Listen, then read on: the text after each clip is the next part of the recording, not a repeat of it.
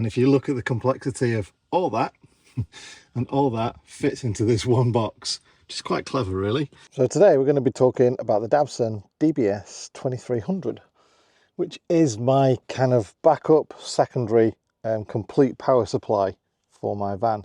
Obviously it's the perfect off-grid setup for anyone that wants to either have additional power like me, or a backup power supply, or doesn't want to go through all the complexities of putting all those wires in the back of the van, and they just want to wire it that way. Now, I've been using this for several months, and yes, I'm sorry, it does look a bit battered and bruised, but there is an explanation behind that, and that's because my folding bike sits in the garage right next to it, and unfortunately the handlebars and bits like that kind of rub against it. So let's talk about spec now. This is EV grade semi-solid LiFePO4 batteries, which are about 30% more energy efficient than standard sort of Li-ion batteries, and this one's got a 4,500 charge cycle life as well. The internal battery capacity is 2,330 watt hours, but using the little extra parallel connection port, you can connect more batteries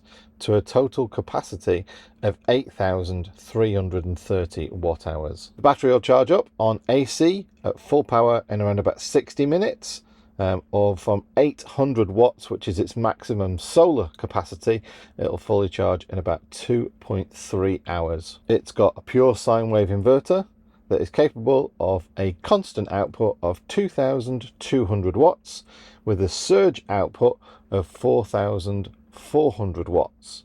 Obviously it's got a couple of USB-A ports on the front, a PD100, which is USB-C and which will easily charge laptop, MacBook, that kind of thing, and some PD30, which is also USB-C, PD30 ports on the front as well. And it's also got some 12 volt outputs too, a standard cigarette lighter socket, a mini Anderson connection, which is 30 amps rated at 12 volts. And you've also got two sort of barrel connections there, which are rated at 4 amps each as well. So it's got this little Anderson connection, or mini Anderson connection on the front there. So I've just simply made my own cable up. So that plugs in. My cable comes down to a little fuse box I've made. And on one side I've got this cigarette lighter, just to demonstrate power. And on the other side I've got this, which is just 2 USB outlets. And I've put in a USB fan to demonstrate that works. And I've got a tyre inflator, which works off 12 volts, so you don't have to bother with the battery if you don't want to demonstrate how that works. Now these little mini Anderson connections are something you can make up yourself, dead easy. And if you wanted to do this and have some sort of protection on there, you could also put something like this, a 30 amp breaker fuse in there as well. But obviously it's got its own control, which is there, 30 amp, 12 volt. So I'll power that on. You can see the fan's now on, which has its own little controller, so we can turn the fan off or back on again. And now you can see the little lights on there, which means that we can power this up too. So if we just switch that off, which is the 12 volts, the fan shuts off and there's nothing left in this. It's totally dead. So that's just an emergency kind of system that I've got in place should everything else I've got fail. And if you look at the complexity of all that, and all that fits into this one box, which is quite clever really. So yeah, it's got a nice outlet that's 12 volts, 30 amps. So you can power all your, your diesel heater, your fridge, fans, everything else on there. You can power that via a nice little sort of fuse box just put in. So you've got your own little backup power supply if you need it. And then via this port here, I've currently got a little conversion on there. It's an XT60 connection, but I like these XT90 cables because they're much thicker. And most little solar panel sort of systems come with these XT90 as well, so it's worth getting an XT60 converter. But that means you can have a solar input charge, and obviously that's a mains input charge. And then fast charge on 12 volt goes around about sort of 80 to 100 watts. But if you put it on fast charge, and use that little clever box there, which kind of converts 12 volts into about 30 volts, which is enough to confuse this that it thinks it's on solar as you're driving. So put it on fast charge and it gives 600 watts input. So if you can see there, I've got two cables. One is a split cable from my solar panel that goes to the roof.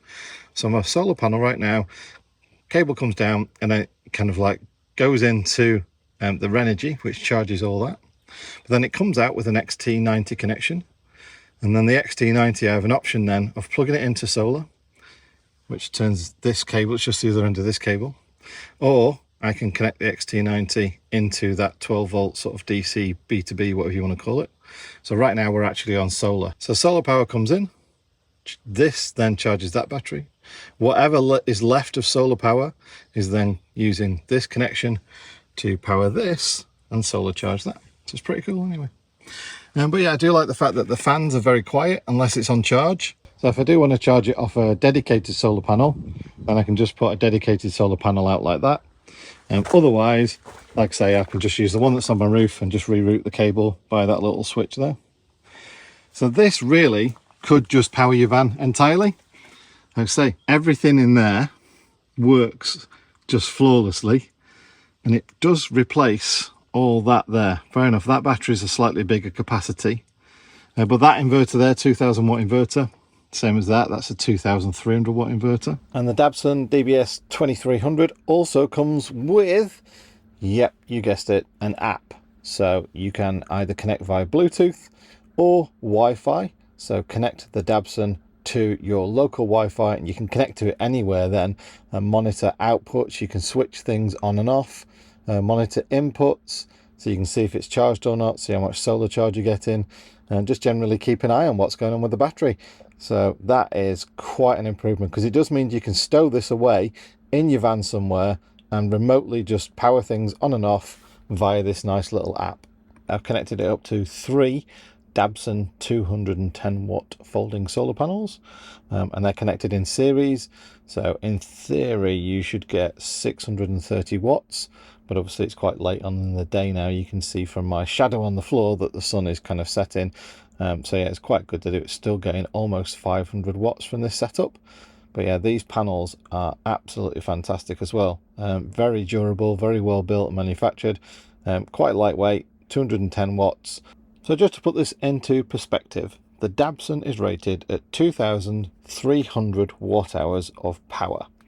My lithium battery there that you can see in the background, the Renogy 200 amp hour lithium battery, has an energy rating or a watt rating of 2400 watts.